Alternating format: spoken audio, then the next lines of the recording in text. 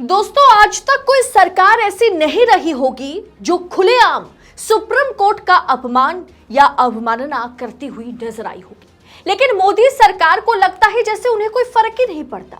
मणिपुर पर supreme court द्वारा CJI Chandrachud द्वारा पहले दिन से ही सरकार को अल्टीमेटम देने के बावजूद भी सरकार आज भी सो रही है। ये बात मैं नहीं कह रही हूं, यूनाइटेड नेशन कह रहा है।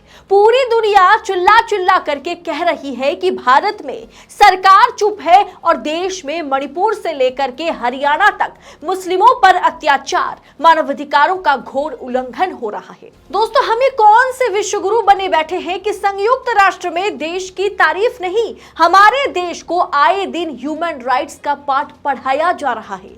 आखिर इसका जिम्मेदारी किसकी है? इसके लिए जिम्मेदार कौन है? Who is the responsible? Joe Biden का प्रेस कॉन्फ्रेंस वाला बवाल खत्म ही नहीं हुआ कि यूनाइटेड नेशन के यूएन ह्यूमन राइट्स के हाई कमिश्नर के भाषण ने तहलका मचा दिया कि भारत में मुसलमानों के साथ जो बर्बरता सरकार कर रही है, जो बर्ताव सरकार कर रही है, मोदी सरकार को इस पर धो डाला। यूनाइटेड नेशन के जो ह्यूमन राइट्स कमिश्नर है, क्या है पूरा मामला? दी वायर की ये रिपोर्ट क्या कह रही है? इस यूएन अधिकारी ने किस तरह से संयुक्त राष्ट्र के मंच पर मोदी सरकार की पोल खोल के रख दी? उनका ये भाषण भी क्या है जिसके चलते पूरी दुनिया जो है इस पर नजर टिका कर बैठी हुई है और ये भाषण बहुत ही वायरल हो रही है। दोस्तों, पूरा वीडियो आप अंत तक देखिएगा तो आपको पूरा खेल, पूरा मामला समझ आ जाएगा। तो नमस्कार, स्वागत है आप सभी का फिर एक बार देश नीति पर।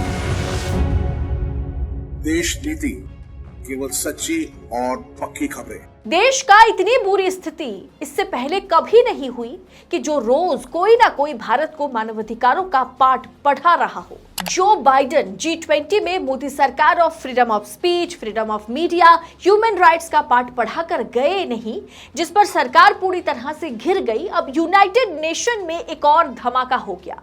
नू यानी हरियाणा में जो हाल ही में हिंसा हुई, नू में, गुरुग्राम में, और मुसलमानों पर जिस तरह से अटैक की जा रही है, संयुक्त राष्ट्र के अधिकारी ने भारत के अल्पसंख्यकों पर बड़ा बयान दे दिया, जिससे पूरी दुनिया में तहलका मच गया और भाजपा सरकार पूरी तरह से बेपर्दा हो गई। यूएन ह्यूमन राइट्स काउंसिल में मणिपुर और नू हिंसा पर चर्चा हुई।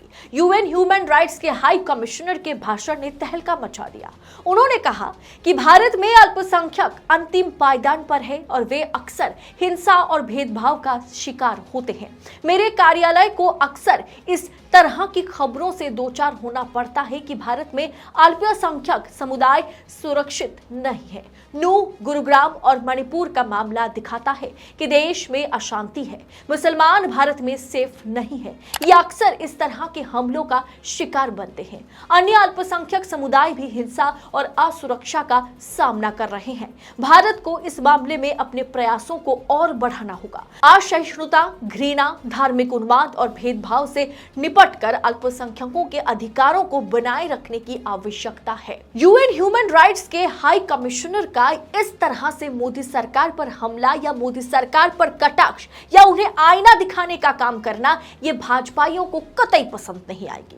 क्योंकि महज कुछ दिन पहले जब यूनाइटेड नेशन ने मणिपुर पर रिपोर्ट छपी थी, तब भी इस बात का जिक्र किया गया था कि मणिपुर में सरकार की लापरवाही के चलते मानवाधिकारों का घोर उल्लंघन हुआ है।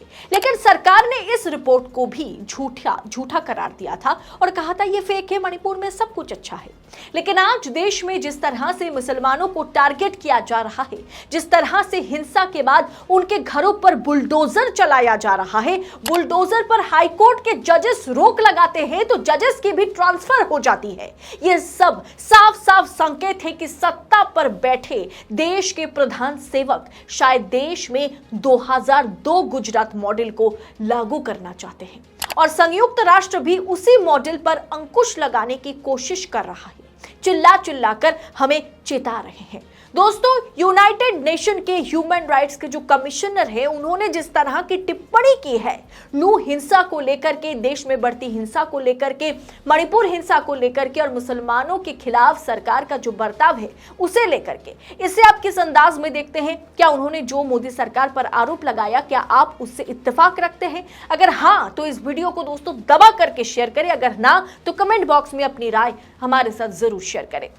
बाकी जितना ज्यादा हो सके दोस्तों इस वीडियो को आगे बढ़ाएं, फॉरवर्ड करें और आजाद मीडिया को अपना भरपूर सपोर्ट दें।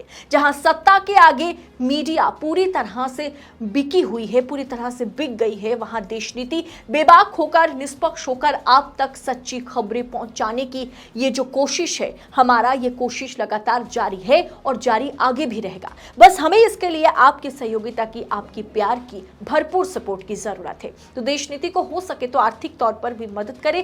थैंक्स ऑप्शन का वीडियो के अंत में हो सके तो इस्तेमाल करें। बहुत बहुत शुक्रिया। जय हिंद, जय भारत। आपका एक सब्सक्राइब हमारे लिए महत्वपूर्ण है।